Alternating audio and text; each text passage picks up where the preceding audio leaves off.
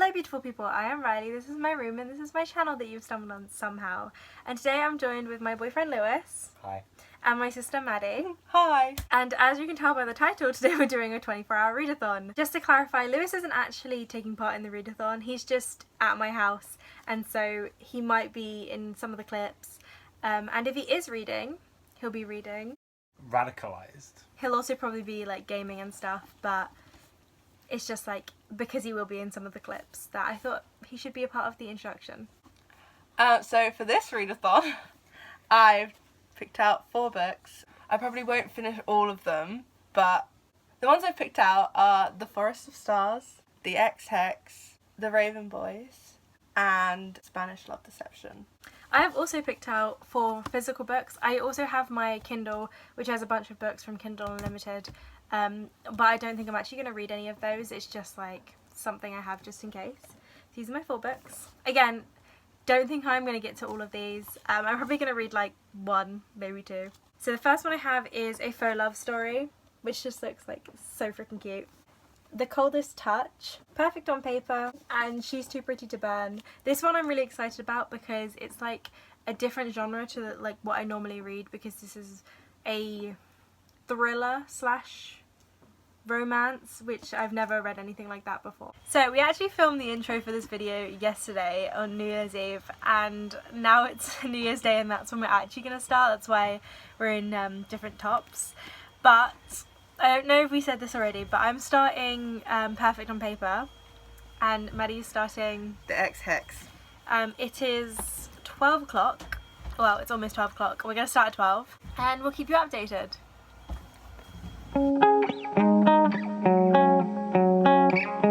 So it's now just past 4. Me and Maddi are still reading. I'm just under a third of the way through Perfect on Paper.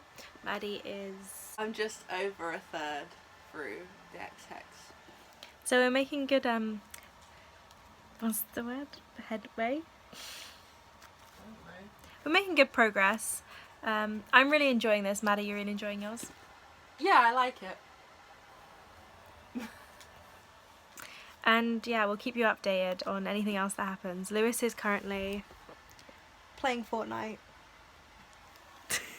So it's now 9:40 and I am like 60% of the way through my book. Maddi is extremely close to the end of hers. She's got like less than 100 pages left and we're both really enjoying our books.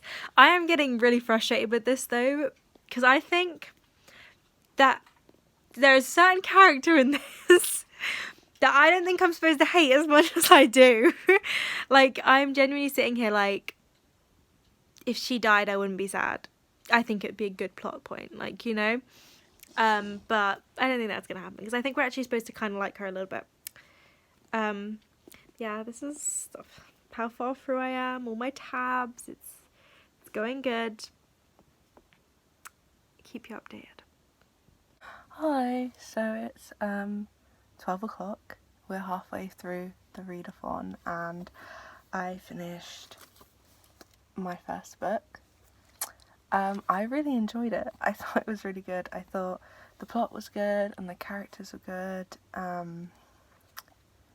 The relationships in the story were really nice. Yeah, I really liked it. I personally would give it like a 3.5 out of 5 stars, just because I didn't feel like super captivated.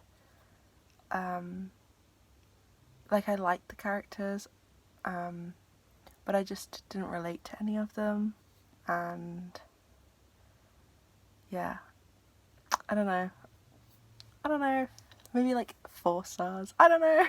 But yeah, that was my first one, and now I'm going to start reading my second, which is going to be The Forest of Stars. So it's currently like 3:20 in the morning. Maddi fell asleep at like 1, and I've just been up reading more of Perfect on Paper. I'm literally like 10 pages from the end, but I'm actually going to stop and go to sleep. And you might be thinking, Riley, why wouldn't you just finish it before you go to sleep? And the reason I'm not going to finish it is because if I finish it and then I go to sleep, I'll probably struggle in the morning to start a new book. but I don't think I can finish this and then read some more because I'm really tired. So I've just decided I've got one chapter left. It's like 12 pages and I'm just gonna put this down until the morning. A lot has happened, as you can tell by the amount of tabs in this book.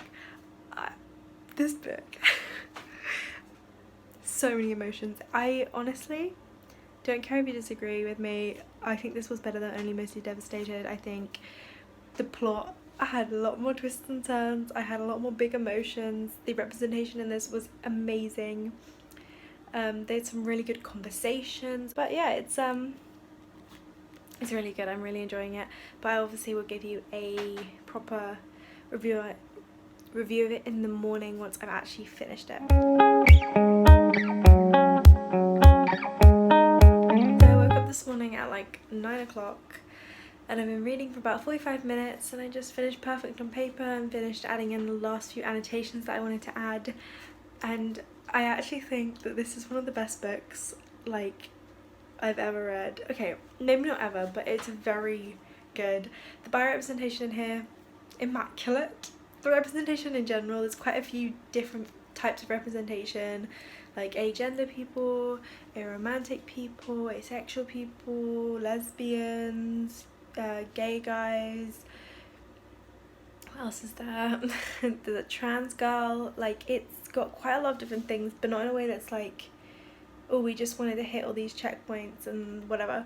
And like, there's a lot of important conversations, like for instance, main character Darcy, her sister is trans, and they have a conversation about their previous trips to Disneyland when they were younger and how her older sister didn't get to do all of the things that Darcy got to do, like a princess makeover, because obviously at the time she hadn't transitioned yet, so she wasn't allowed to because she was like, you know, not what they expected to do the stuff, if that makes sense. So she missed out on a lot of things that she wanted to experience when she was younger, and I thought that was a really like important thing to be made aware of, that like obviously these people who transition later in life then miss out on these things that they wanted to do when they were younger, and it's really sad to think about. But yeah, there's also a really good conversation near the end about biphobia and internalized biphobia, and that was really good. It just overall was a very good book, and like the romance was chef's kiss if I could, but holding a book, and everything surrounding the romance was also very good. I would really recommend this book. It's so good. I can't praise it enough. So the next book I'm going to read is The Coldest Touch.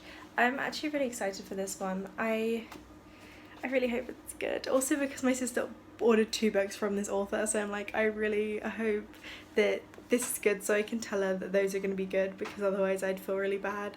And also she can read this after me if she wants to. I'm going to head back and see if Maddie's awake so I can do some reading with her.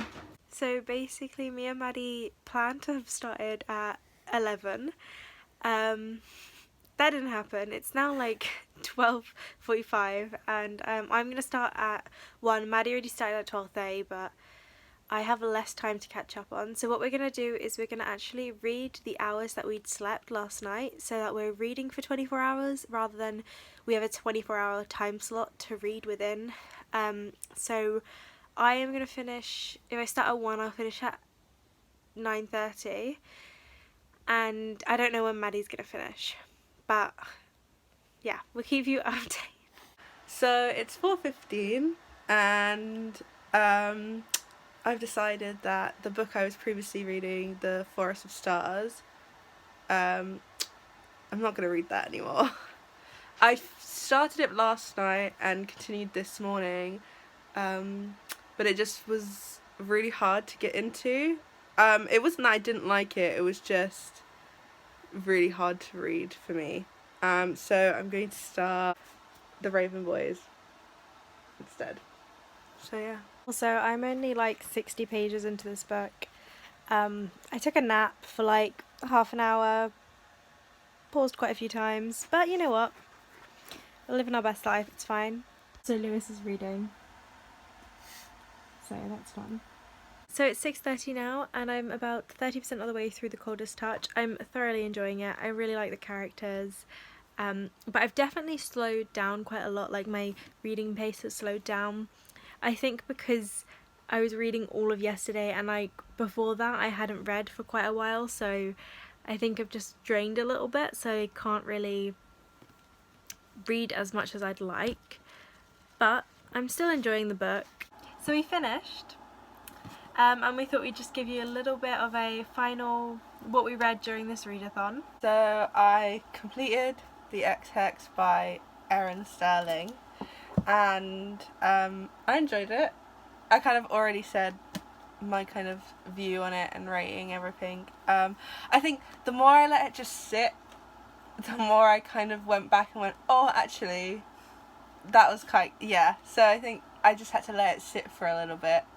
But I did enjoy it. I thought it was really good. And I'm coming up to a third way through The Raven Boys by Maggie Stiefvater and enjoying it.